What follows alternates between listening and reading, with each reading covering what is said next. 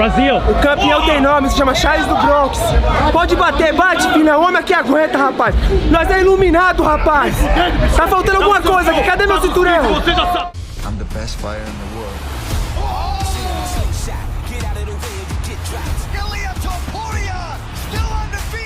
What is up, guys? It is Lucky Punch Sports with another video. Today we're going over my picks and a card overview on UFC 317, Ilya, Charles, Pantoja, KKF, a banger card, so let's get it. After a 3-fight finishing run to begin his UFC career, Peyton Talbott looks to regain his prospect status against his toughest opponent yet after being dominated by Barcelos at UFC 311. Talbott is a naturally talented striker with exceptional range management and places good power behind his shots by staying grounded on his feet. He struggled badly with wrestling and grappling in his last fight, not being able to get his back off the mat. He's facing Felipe Lima, who has extremely tight chokes and great body control when grappling. Whether it's with Frank Ocean or not, Talbott hopefully grappled a lot this camp. Lima's 2-0 in the UFC and just as much of a prospect as Talbott. He has tight striking and very strong grappling and is comfortable in any aspect of MMA, where Talbott is clearly not. Lima does take damage when striking and leaves his chin out, but Talbott will have limited chances to find it. Lima uses inside striking to enter his takedowns and control the positions.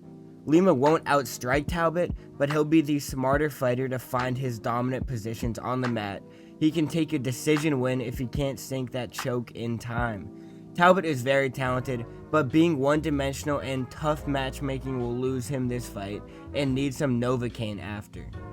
And a rematch from UFC 311, we got Beneil Dariush vs. Money Moicano. It was cancelled when Moicano asked for an easy fight, and then the UFC proceeded to give him the hardest possible fight against Islam for the belt. Originally, I picked Dariush for this fight, which is not the popular pick, but I will do it again. Moicano has a ton of fans for his antics and money-loving persona. He's a talented grappler with 5 UFC submissions to his name, but he has a suspect chin and not a lot of power or skill on the feet.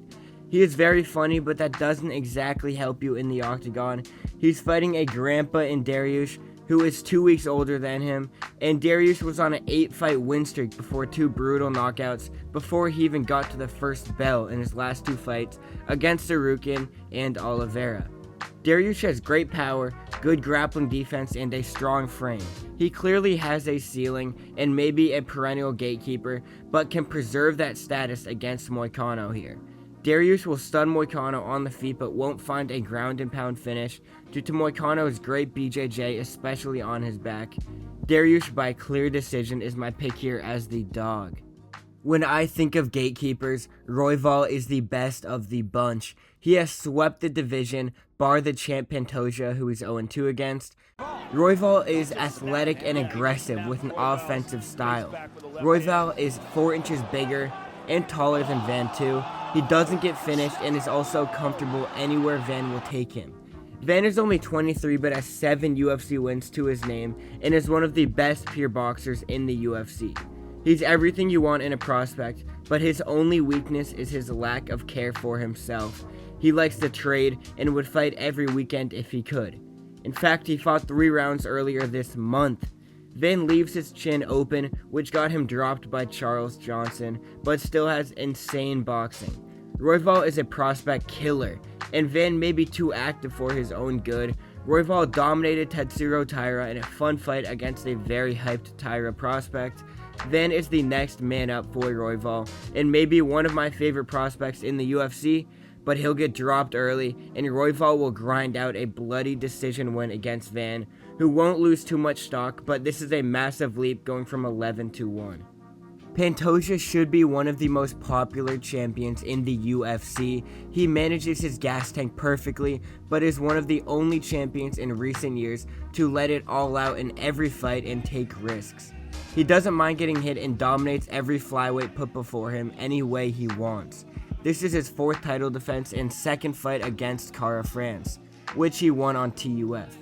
Kara France is 1 for his last 3, and not the knockdown artist many say he is. He has 3 UFC knockouts, and Pantoja has never been finished before. Pantoja is uber comfortable in scrambles and clinches, where he thrives in bloody scraps. Kara France will not be able to finish Pantoja early, and as Pantoja lays it on him, Kara France will be increasingly gassed. Kara France's only path to victory is surviving and waiting to pounce when Pantoja is tired. However, that's not his nature. Pantoja will take a decision over an exhausted and bloodied Kara France in a unanimous decision to defend his belt. Topuria finally moves up to lightweight and takes on a whole new division. After brutally dropping Volk and Max, Ilya takes on Charles, someone with a much weaker chin than either of those two. My only concerns with Ilya have nothing to do with Charles. Ilya is now an undersized lightweight, and there's a chance his power may not translate. Holloway and Volk had similar issues when moving up from 45 to 155. However, Ilya's game has no known weaknesses to Oliveira. He is comfortable on the ground, and his boxing is crisp and powerful. Although he doesn't utilize kicks, Topuria is a crafty and smart striker who already knows how he will drop Charles. Oliveira is a fan favorite but gets dropped in every fight at least once. Even Chandler dropped Charles multiple times. He has terrible depth perception and struggles with his distance management. This will be a problem against Ilya and his check left hook. Charles needs to be careful when he's in range and utilize kicks to stay on the outside on the feet. He leaves his hands low and his chin high and out, which is a terrible mix against Ilya and his clever boxing. Charles needs to test his grappling instantly or the fight is lost.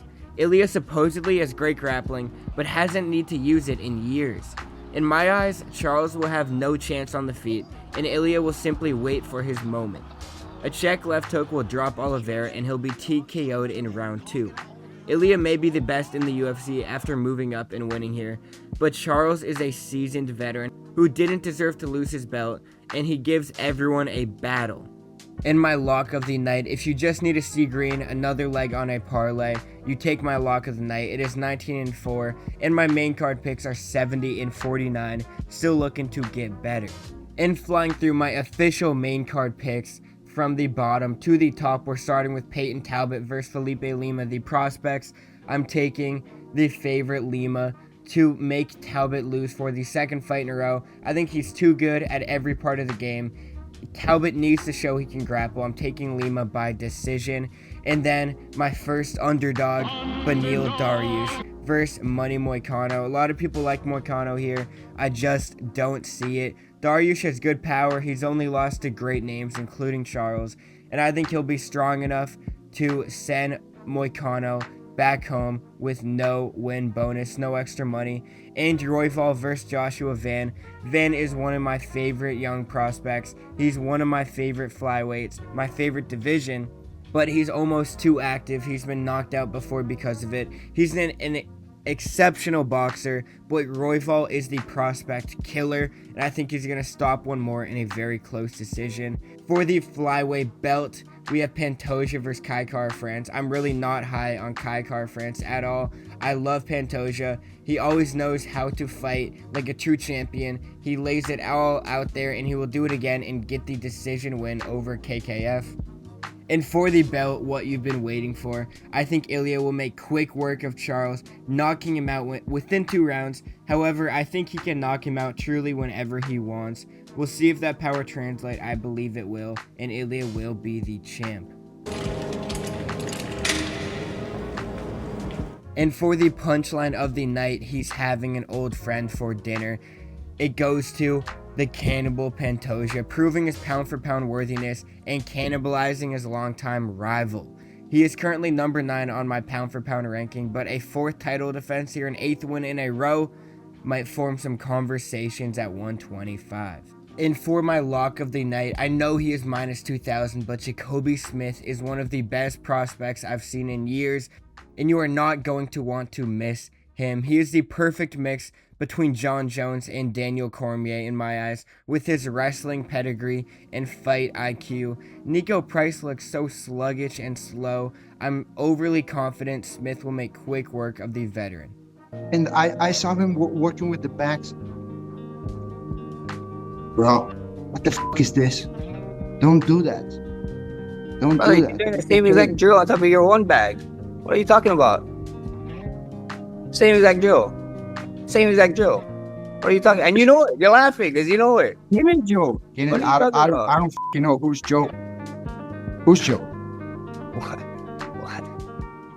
And the punch bowl, it just has to be Topuria versus Charles. Ilya moving up to take on the People's Champ is poetic, and it will be heartbreaking no matter the outcome. Unfortunately, that outcome does end with Ilya knocking out Charles. And thank you guys for watching. Leave a comment if you like my picks, don't like them, whatever you have to say about the channel. Leave a like if you enjoyed, subscribe for more, and I will see you next time.